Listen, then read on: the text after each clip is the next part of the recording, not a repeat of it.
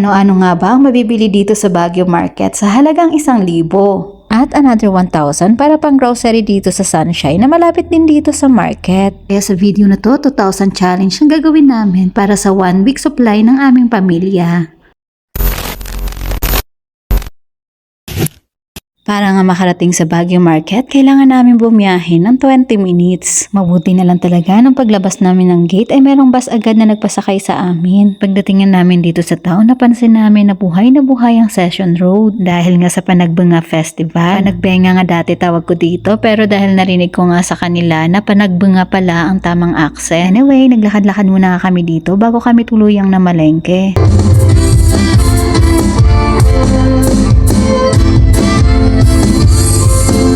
Habang naglalakad-lakad nga kami, napansin namin yung mga iba't ibang produkto na pwedeng mabili dito. Gaya nga netong mga painting, pagkain, damit at kung ano-ano pa. At ang hindi nga namin inaasahan, pati pala itong Gundam na kinaaliwan ng asawa ko ay available din dito. Pero hindi na kayo masyadong nagtagal dyan dahil ang goal nila nga namin ngayon ay mamalengke. Pero magla-lunch muna din nga kami dahil nga tanghaling tapat na din. Pagkatapos nga naming mananghalian at nakapagpahinga ng konti, naglakad na rin kami dito sa market. Thankful din nga kami sa mga kapatira namin sa church dahil tinuruan nila kami kung saan nga kami dapat mamili. Dati nga kasi dito pa lang sa bungad namimili na kami. Doon pala sa looban ay makakabili pa ng mas murang gulay. Dito nga kasi sa bungad ay pang turista yung price. Siguro nga dahil first class yung mga gulay para pwedeng may biyahe sa malayo. At dahil dito nga tayo sa Baguio Market kaya puro strawberry na nga itong nakikita natin. At ngayon, start na nga tayo sa 1,000 challenge dito sa market. Ang una nga namin binili ay 2 kilong bigas. Yes, yung 2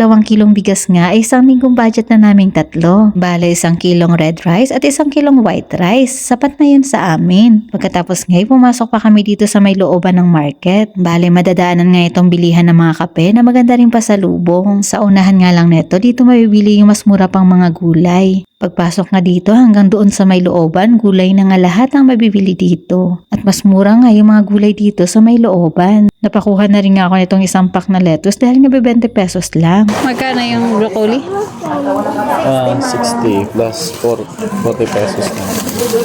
Yung dito pa lang nga, tuwan-tuwa ka na sa mura ng mga gulay pero meron pa palang mas mura doon sa unahan. Paglabas nga dito, liliko lang tayo pa kaliwa tapos aakyat tayo pataas.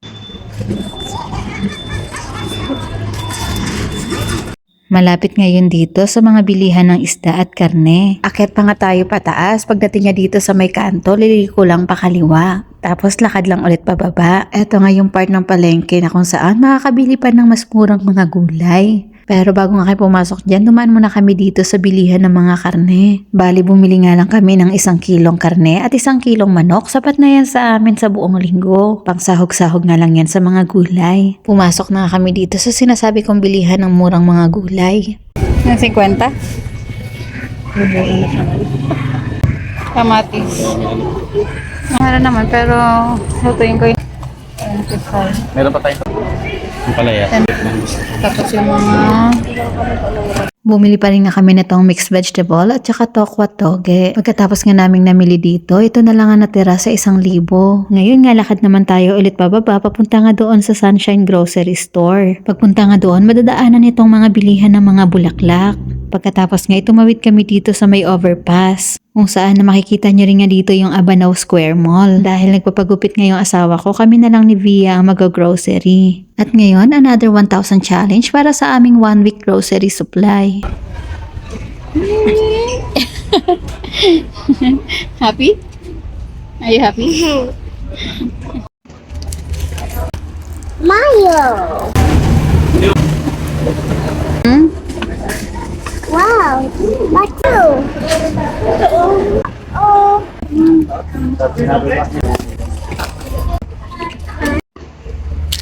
Sorry. Wow.